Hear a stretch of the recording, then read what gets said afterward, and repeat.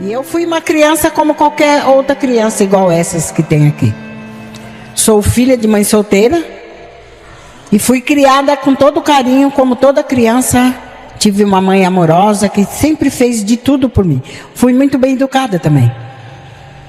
E comecei a crescer e a minha mãe era uma mulher muito forte. As mulheres têm isso por dom já, né? Ser forte. Minha mãe também.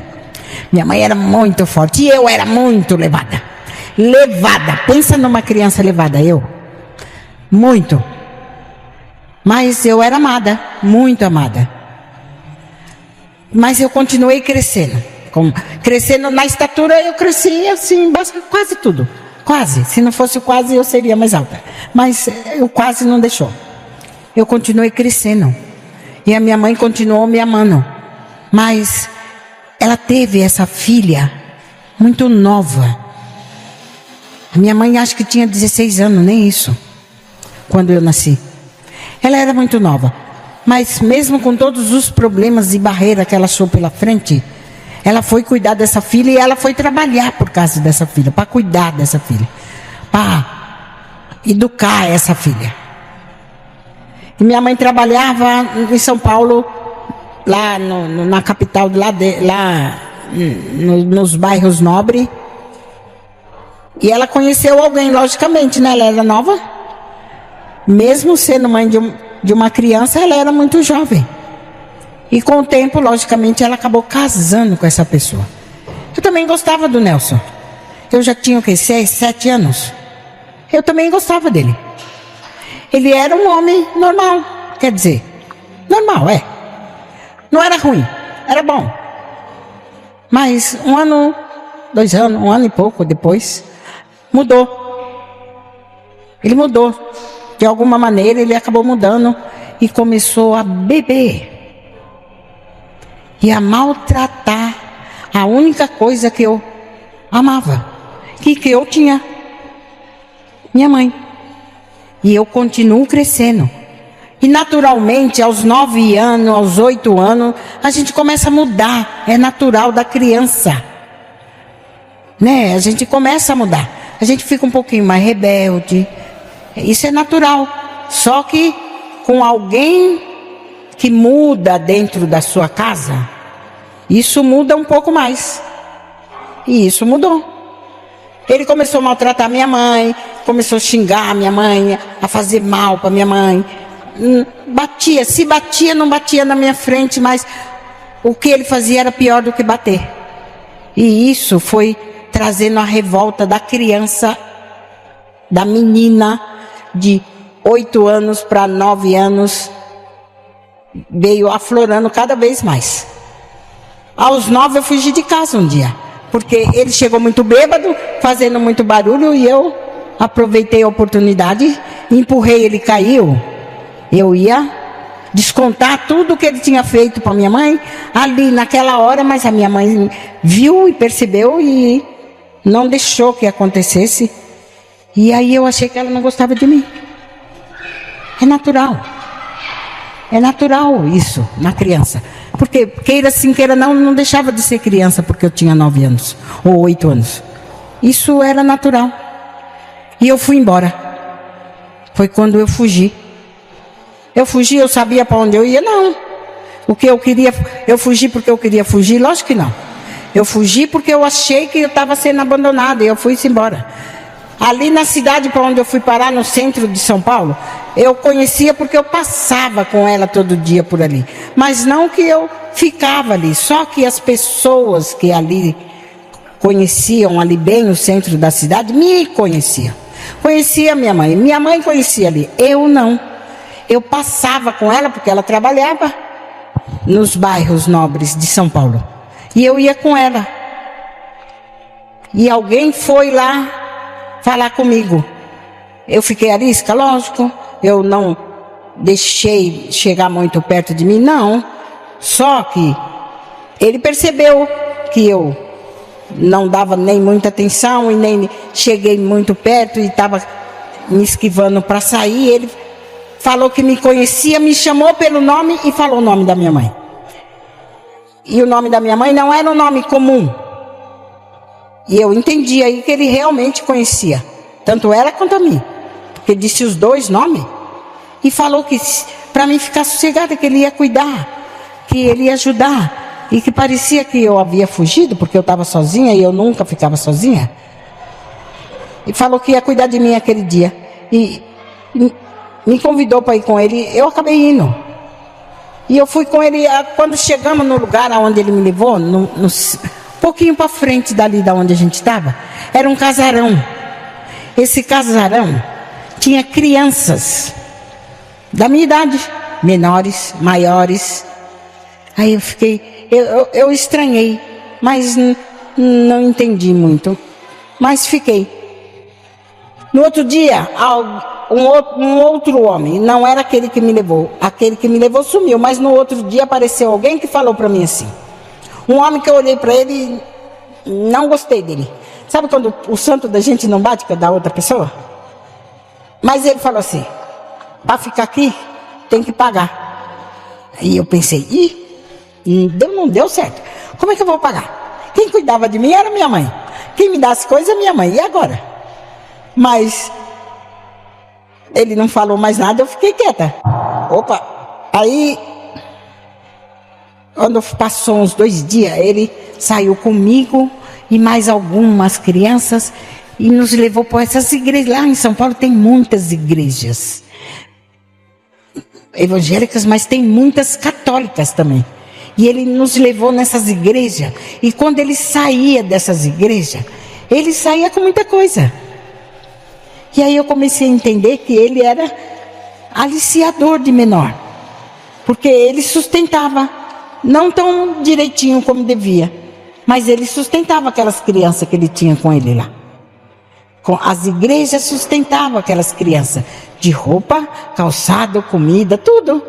Porque ele, não sei qual era o trambique dele, mas era um trambique. Ele aliciava mesmo. E ele ensinava coisas gozadas, que a gente não aprende em casa com a mamãe, com o papai, essas coisas. As coisas certas de casa que a gente não aprende. E eu comecei a aprender ali. Eu sabia que era errado. E eu ouvia tudo que se dizia, porque eu sempre fui uma criança muito observadora. E eu prestava atenção em tudo que eu ouvia ou que via. E eu sabia o que era certo e errado. E eu não gostava daquele homem. Não sei porque eu não gostava muito dele. Mas um dia nós saímos, depois de acho que de uns 3 ou 4 meses, nós saímos na volta. Nós entramos e eu já estava quase perto dos dormitórios, quando eu vi uma discussão e eu fiz que fui, mas não fui. Fiquei no caminho. E fui voltando para trás. E voltei para a portaria. E aí eu tive a impressão de, no voltar para trás, ouvir a voz da minha mãe. E aí que eu voltei mesmo. Porque eu estava ouvindo um tipo de discussão. Aí eu voltei para trás e entrei de volta no lugar. Quando eu olhei, era minha mãe. E eu briguei com a pessoa. Briguei com o homem. Tá brigando com a minha mãe? E a minha mãe não me tratou como ela me tratava. Mas falou para mim, você queria tanto conhecer o seu pai? E me apresentou aquele homem como meu pai biológico. Aos 9 anos, eu conheci o que é a primeira decepção. Acho que é decepção, acho que eu nunca tive uma decepção até ali. Porque eu queria tudo na vida. Eu queria ser até filha do bêbado naquela hora. Eu queria ser filha daquele cara lá que bebia, que estava xingando ela, que maltratava ela. Mas não queria ser filha daquele homem ali. Aquele homem que, naquela altura, eu já sabia que ele era um bandido. Porque era isso que ele era. Ele era um bandido. Ele era uma das piores pessoas do centro de São Paulo. E eu comecei a chorar. E a minha mãe queria me levar embora com ela. Mas eu me decepcionei tanto, eu fiquei tão triste, que a única pessoa que eu queria judiar ali naquela hora era dela. E aí, a única coisa que eu sabia que ia deixar ela muito triste era eu não voltar com ela. E foi o que eu fiz. Eu não voltei com ela. Eu fiquei com ele. E aprendi tudo. Porque na idade que eu estava, tudo que ensina, aprende. tudo. Tudo que se ensina para uma criança de 0 a 10 anos, ele aprende. Aprende e nunca mais esquece. E eu aprendi exatamente tudo que ele me ensinou. E aos 14 anos, eu era a menor mais procurada no centro de São Paulo. Aos 16, ele não era mais dono do bando dele. Eu era dona do bando dele e de todo o bando da cidade. Aos 17, eu era mãe. E aos 18, eu fui para a cadeia. Aonde eu fiquei 25 anos da minha vida. Aos 18 anos, eu dei entrada na penitenciária feminina da capital. E lá eu fiquei 25 anos da minha vida. Porque eu era terrível. E eu entrei por 8 assaltos à mão armada, todos federais. E aí eu não tive como sair, eu entrei com mais de 200 anos e lá eu fiquei durante 25 anos da minha vida. Mas eu saí, né? Um dia eu saí. Em 2000 eu consegui sair. E saí. Quando eu saí, para onde eu ia? Durante esse tempo, eu fui mãe, a minha mãe também foi mãe. Eu tinha um irmão de 1 ano e pouco. E eu tinha uma filha de 10 meses quando eu fui presa. Quando eu saí, eu tinha uma filha de 25 anos, um irmão de 26. E São Paulo estava começando, o Brasil, na verdade. Estava começando a conhecer o crack. Eu ainda também não conhecia o crack. No presídio, você também tem escolhas.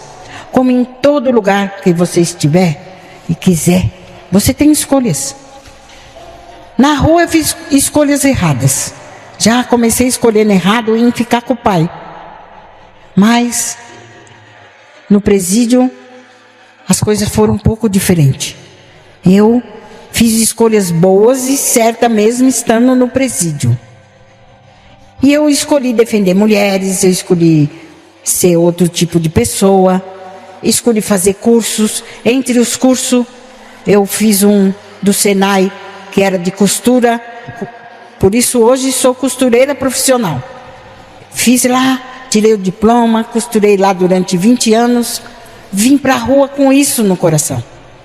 E nesse meio tempo que eu estava lá, no finzinho da minha pena, minha mãe teve uma diabetes muito forte, os 2 rins dela secou, não deu para operar, ela não resistiu.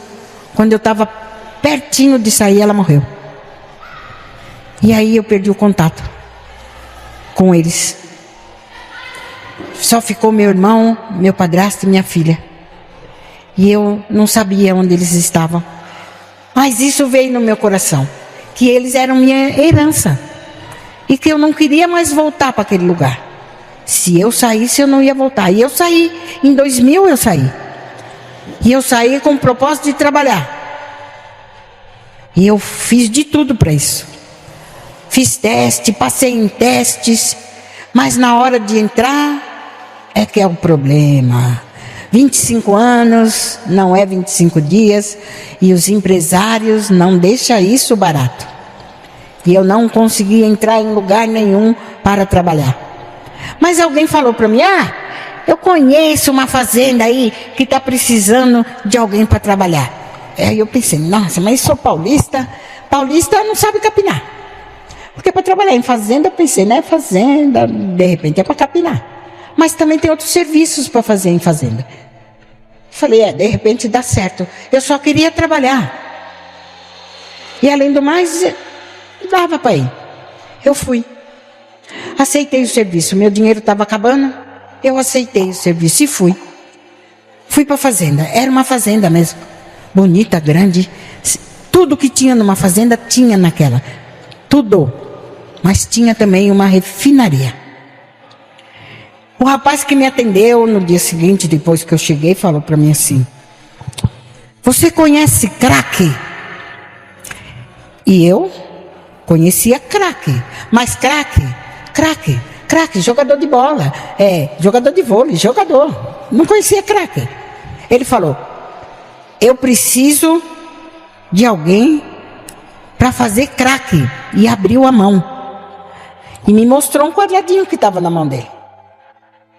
Ele falou: é para isso que eu preciso de alguém aqui nessa fazenda agora, para fazer craque.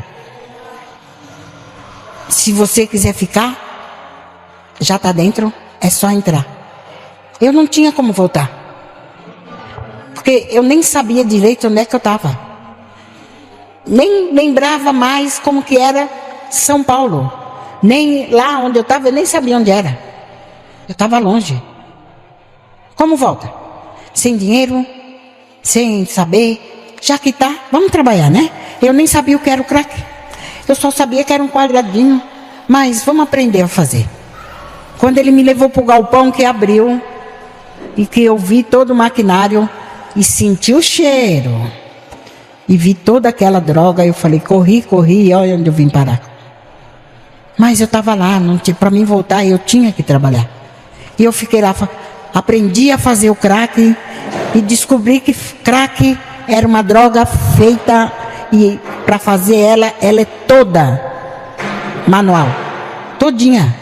Mistura manualmente, se faz manualmente, ela é cozida, mas tem que cuidar dela manualmente, corta ela na mão, tudo manualmente. E aí eu tive que fazer, e eu fui fazendo durante 4 meses. O problema é que não tem máscara, não tem luva, não tem nada. E ela é cozida. Quando ela começa a cozinhar, você tem que mexer. E eu comecei a ingerir. É natural. Você está dentro do galpão, mistura tudo, põe no fogo, tem que mexer. E eu fui mexer. E fui inalar também, estou inalando, estou lá. Durante 4 meses eu fiz isso, quase 4, 5 meses eu fiz isso. Um dia eu ouvi uma conversa assim: precisa levar essa droga para São Paulo, mas quem vai levar? Como vai levar? Ninguém quer fazer isso. É perigoso e não sei o quê. E eu ouvi a conversa. E eu queria voltar para São Paulo. E eu me coloquei à disposição. E a pessoa falou: mas tem certeza? Você sabe o que pode acontecer? Eu falei: sei. E eu sabia mesmo. Afinal, eu tinha acabado de sair do presídio. Eu sabia mesmo. Mas eu queria voltar para São Paulo.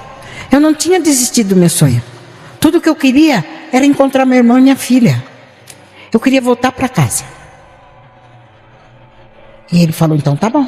Eles arrumaram tudo, prepararam tudo, e puseram toda a droga, e eu, e o motorista, e São Paulo. E eu vim. E eu comecei a ver no caminho que tinha alguma coisa errado comigo. Porque aí eu notei que eu não dormia. Demorei 4 dias de lá para cá. De lá para São Paulo, né? Porque eu estou na Bahia agora, então de lá para São Paulo. Eu demorei 4 dias. Nesse caminho, eu não dormi e não comi. E aí eu vi que eu não comi e não dormi. Na fazenda eu não percebia isso. Mas lá eu percebi. No caminho eu percebi. E eu percebi a dor de cabeça. Nossa, uma dor de cabeça que não passava por nada. E eu só bebia líquido. Quando chegou em São Paulo, que entregamos tudo, eu falei para uma pessoa lá: nossa, tem alguma coisa errada comigo. Eu não comi nada de lá para cá. Eu só bebi. E eu não dormi uma vez.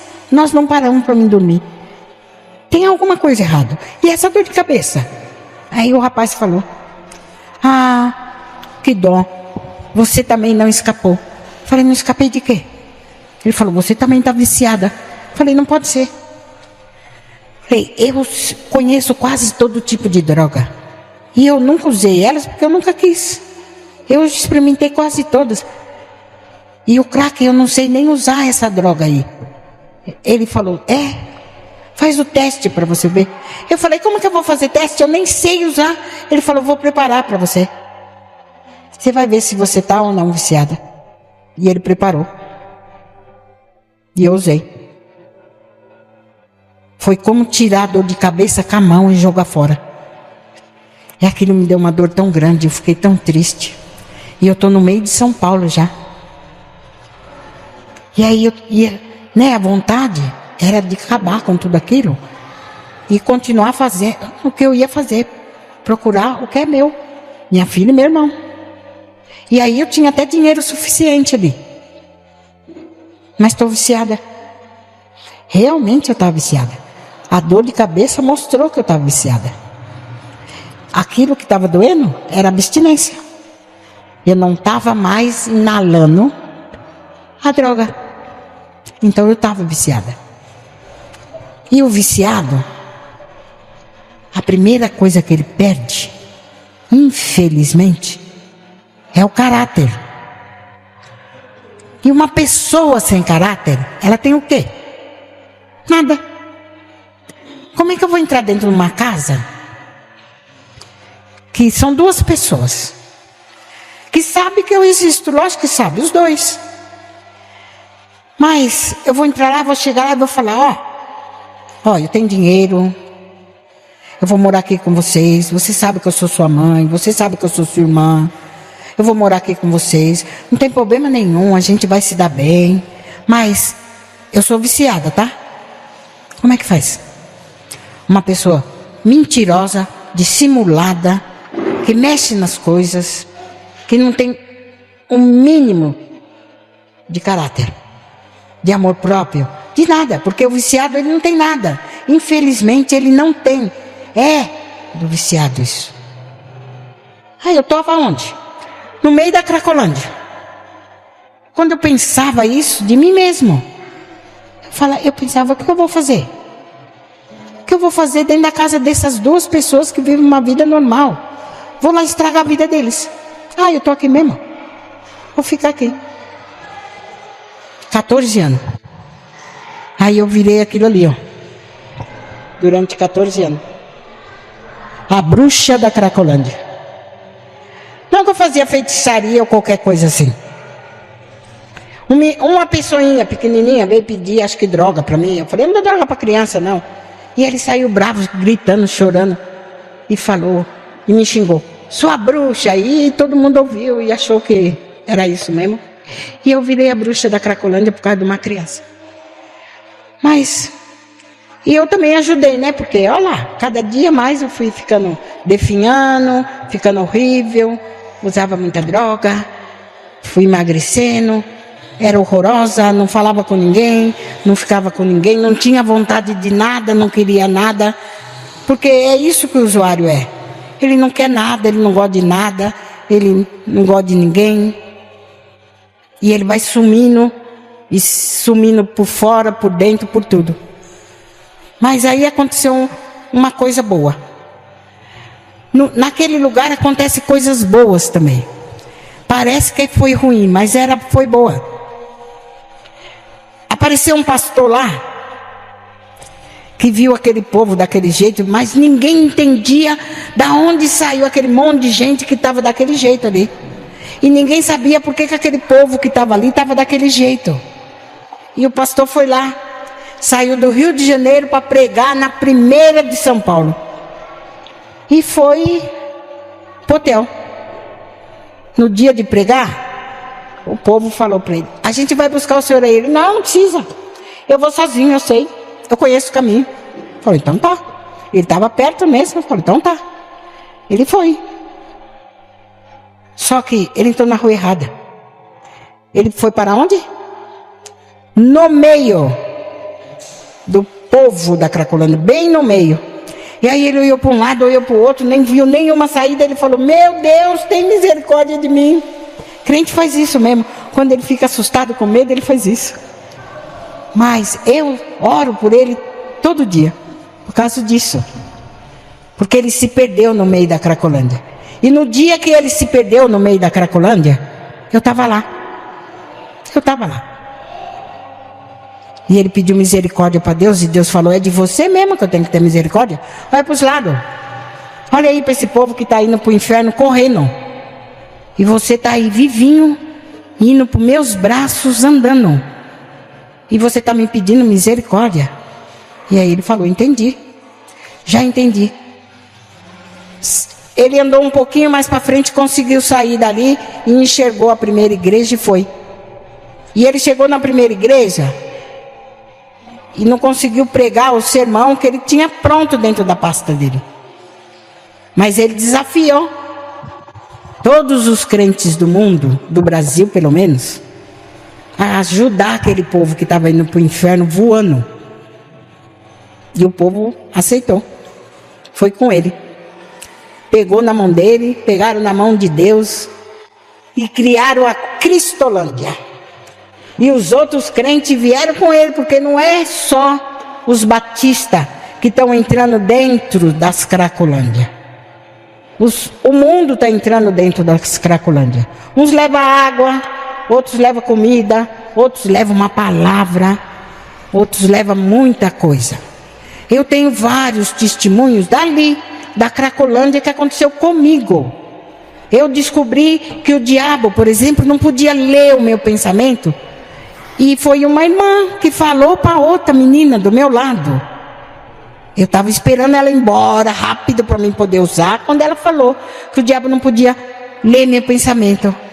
E eu até derrubei tudo e dei risada. Falei: ah, seu pilantra, te catei. Agora nunca mais você vai fazer eu usar, porque eu posso pensar que eu não vou usar e você não vai saber.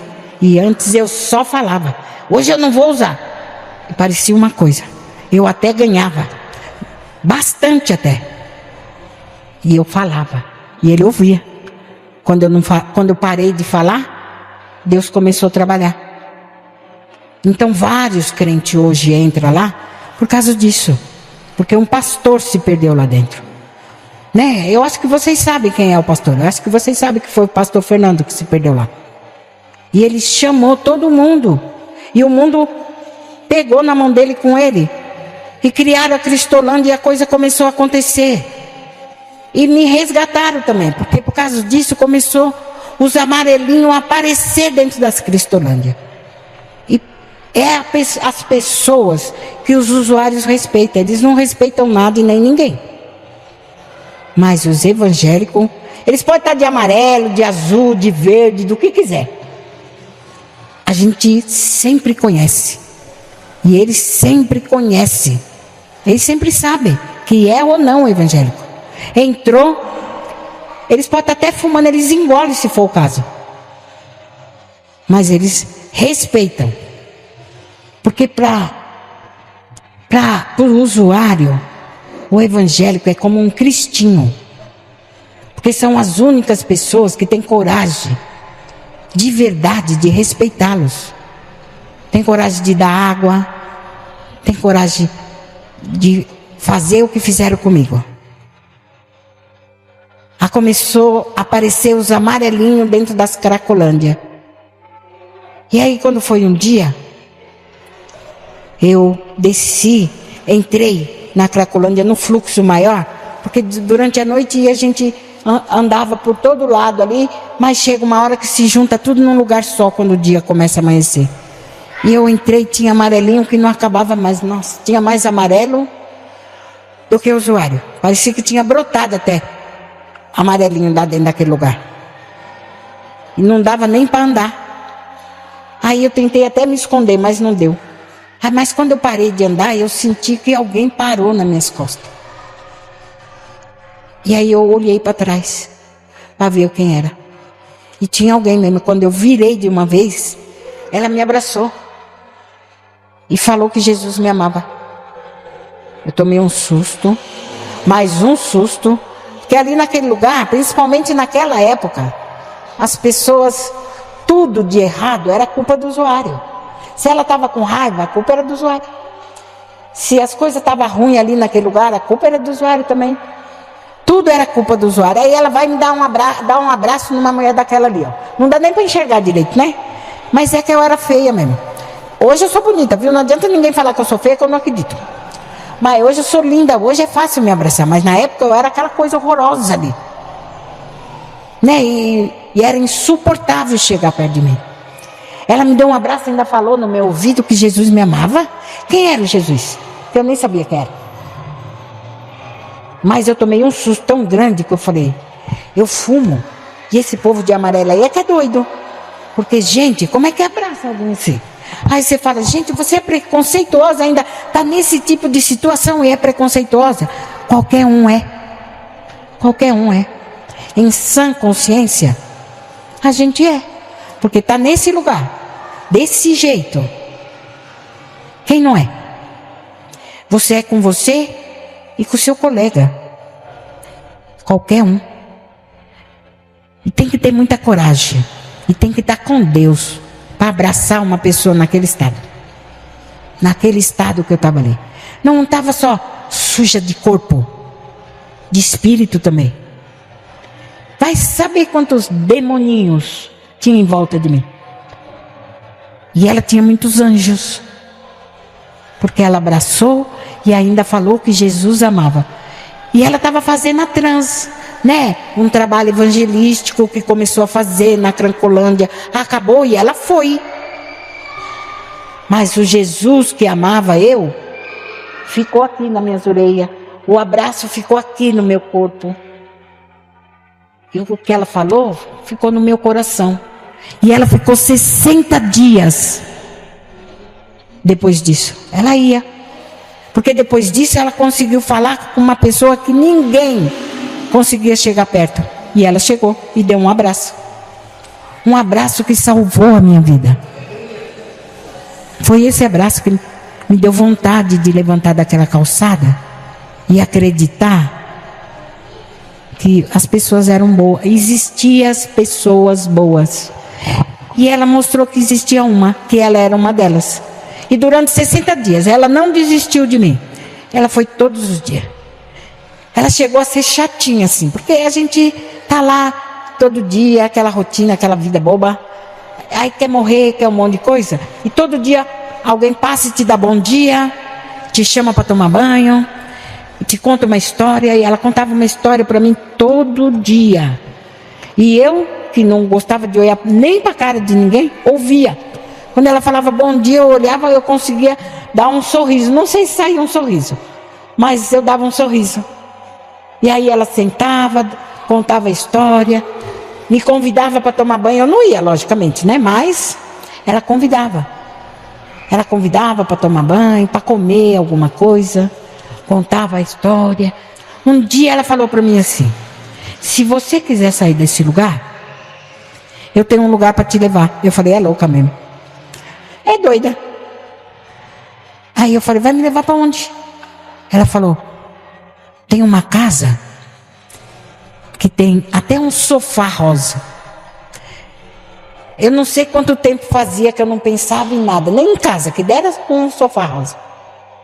Mas eu lembro que depois que ela falou isso para mim, eu comecei a pensar quase todo dia. Já pensou se um dia eu entro dentro de um lugar desse? Cheiroso, limpinho, todo meio rosa, e sento num sofá rosa? Olha que legal. Como será que é um sofá rosa? E aí eu comecei a gostar dela. Só que eu não ia. Tinha um troço que me segurava ali. Eu não conseguia sair daquele lugar. Eu rodava, gostava que ela ia me ver, mas eu não saía dali. Um dia alguém passou perto de mim e falou assim, ó, chegou a droga nova. Eu falei, que droga é essa? É a Hulk. Eu falei, como que é? Ela falou, não, vou te mostrar, você vai ver. Aí, não passou muito tempo não, eu vi alguém que usou a droga nova, que quase morreu ali, de tão alucinado que ele ficou. Aí eu falei, vou usar. E não é que eu usei, não é que eu consegui comprar. A gente quer usar, não é porque, é só porque é dependente químico. É porque a vontade que a gente tem ali naquele lugar, a gente não consegue sair. Não consegue ir para casa. Tem saudade de todos. Não consegue voltar, porque a vergonha não deixa, o orgulho não deixa, um monte de coisa não deixa. Aí, a vontade, depois de um tempo, é de sair de cena de vez. E o único jeito é morrer nu. Mas a gente não sabe também dar um tiro na cabeça, nem dar uma facada, nem beber veneno. Então, a gente precisa ser a manchete do dia seguinte. E essa é a vontade da maior parte da Cracolândia. Não era a minha vontade, gente. É a vontade da maior parte que está lá. E é a maior vontade da maioria dos dependentes químicos. Alguns que estão até dentro de casa. Aí você fala, não, imagina, meu sobrinho não é assim não, meu filho não é assim não. É sim. A amargura que se carrega dentro do peito é assim. A gente quer sempre, sabe, parar de dar trabalho. Porque a gente é humano, igualzinho vocês. E a gente vê que sofre. A gente sabe que sofre. A gente sabe que são tristes por causa da gente. E aí a gente sabe que a única maneira é a gente sair de perto, mas de vez. Não é ir para uma Cracolândia. E quando a gente vai, não adianta nada. A gente está lá, você está aqui, mas você está lá todo dia. Sua cabeça está lá, seu coração está lá, seus pensamentos estão lá. A gente sabe disso. Você chora aqui, indiretamente a gente chora lá. Então a gente quer todo dia morrer. Então a gente quer ser a manchete do dia seguinte. Porque a gente não sabe como sair dali. Não tem como sair dali. Ali o negócio é demoníaco. Porque tem um troço que prende a gente e a gente não sabe. Né? No presídio, o corpo não pode sair.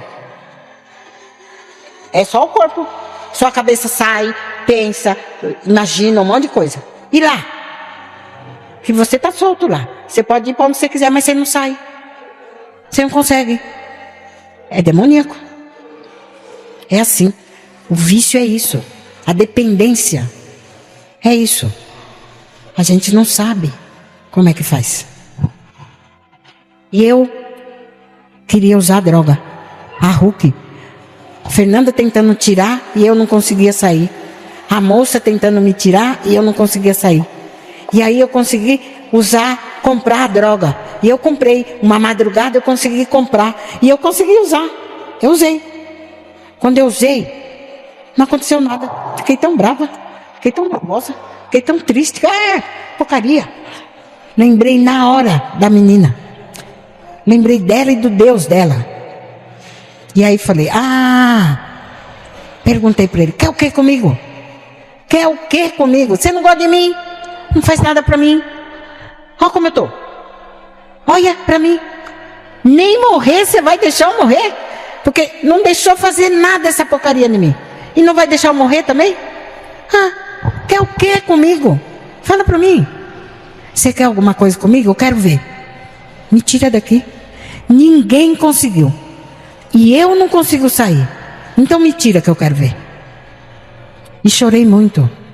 Rodei muito. Mas eu rodava que nem peru, né? Rodei. Como todo mundo roda e não sai dali. Quando eu parei na porta da missão. Dormi, né? O restinho da madrugada. No outro dia de manhã,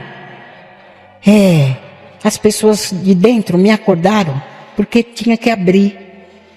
E lá de noite, as pessoas, os dependentes que são tirados, dormem lá para depois ir para os seus respectivos lugares de tratamento. E aí me acordaram e me convidaram para entrar. E quando eu entrei, estava escrito no slogan: conhecereis a verdade e a verdade vos libertará.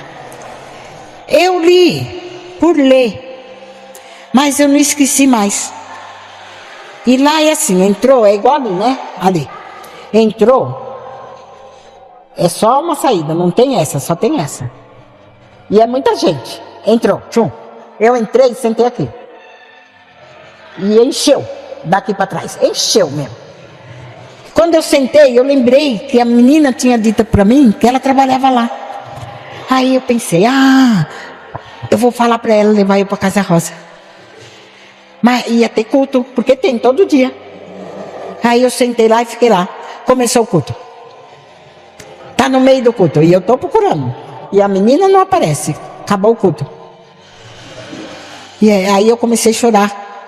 Comecei a ficar triste. Eu falei, nem Deus quer nada comigo, ó. O negócio tá tão ruim pro meu lado, que ele não deixa eu morrer. Ele não quer nada comigo. A menina sumiu. E eu não vou conseguir sair daqui de dentro tão já. E eu tava tramando já um jeito de arrumar mais droga para mim, fumar muito, até morrer. Mas eu não conseguia sair. Tava cheião.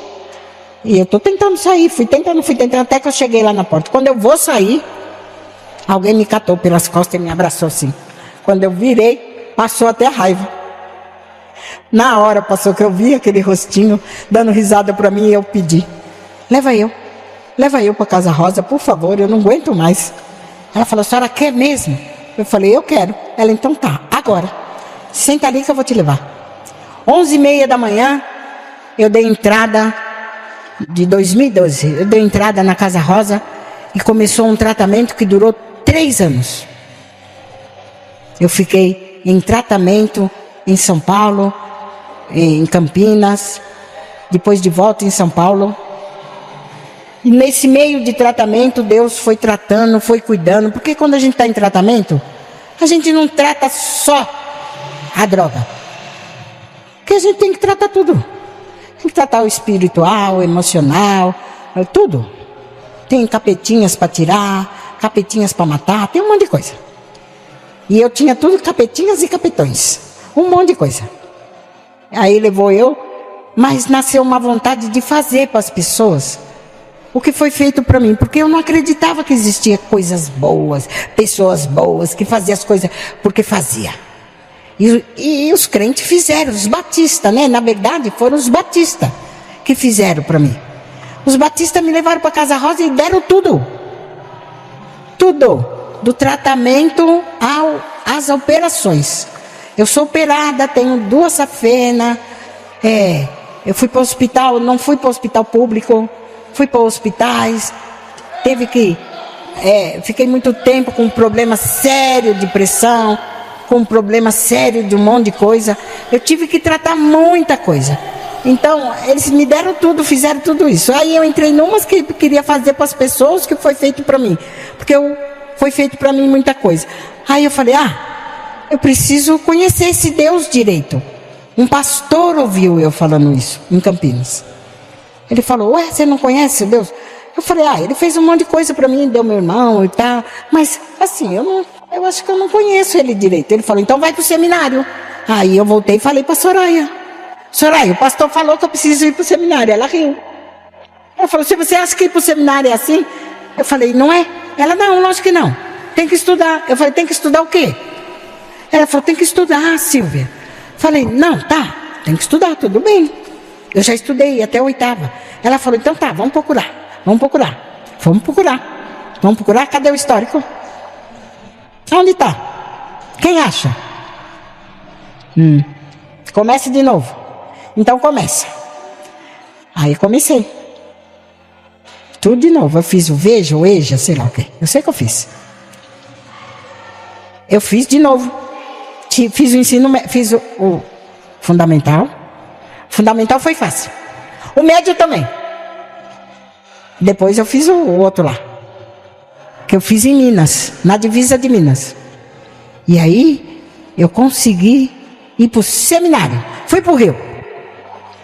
Lá Deus me abençoou, porque eu queria ser missionária. No meio do caminho eu falei, já estou senhorinha mesmo, o negócio é ser missionário. Vamos fazer missão. Missão, todo mundo faz missão, todo mundo gosta. As radical gostam, também gosto delas. Eu não posso ser mais mensageira do rei, não posso ser mais esses negócios. Então, vou fazer missão. Vou ser missionária. Como que é ser missionária? Conheci um monte.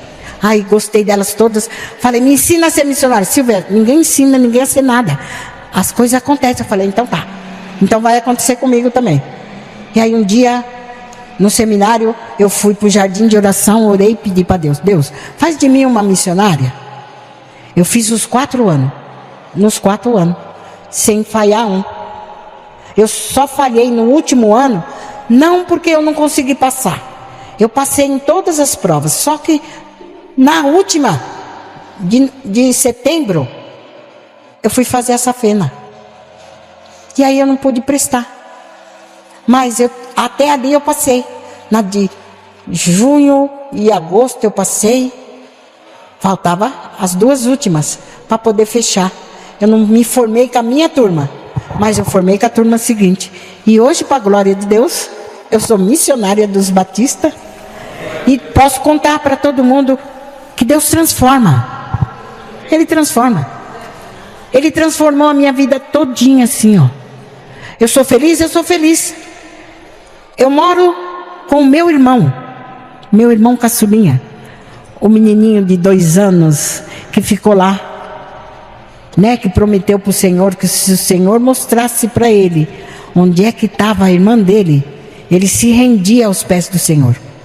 Hoje, ele é presbítero na igreja dele, porque o Senhor mostrou no mesmo dia para ele onde é que estava a irmã dele. Um colega dele chegou para ele no serviço e falou: você conhece a Cristolândia, cara? Ele falou: eu não sei nem o que é. Ele falou: então, liga lá nesse endereço aí. Ele ligou. Quando ele ligou, Soraya estava me arrumando eu também, para levar para Aracaju para ser batizada. Ela falou: vem aqui que eu quero ver se você é irmão dela mesmo. Porque para ser meu irmão tinha que me reconhecer. Ele não me via, mas eu sou a cara dele e ele é a minha cara.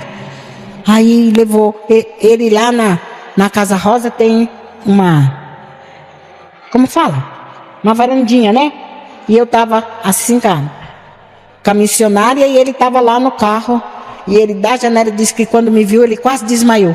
A Soraya saiu com o carro, falou: você não pode ficar com ela agora não. Só daqui 30 dias. Ele falou: eu venho daqui 30 dias, mas é minha irmã. Eu tenho certeza que é ela. Absoluta. Quando nós voltamos de Aracaju, eu já estava batizada e era meu aniversário.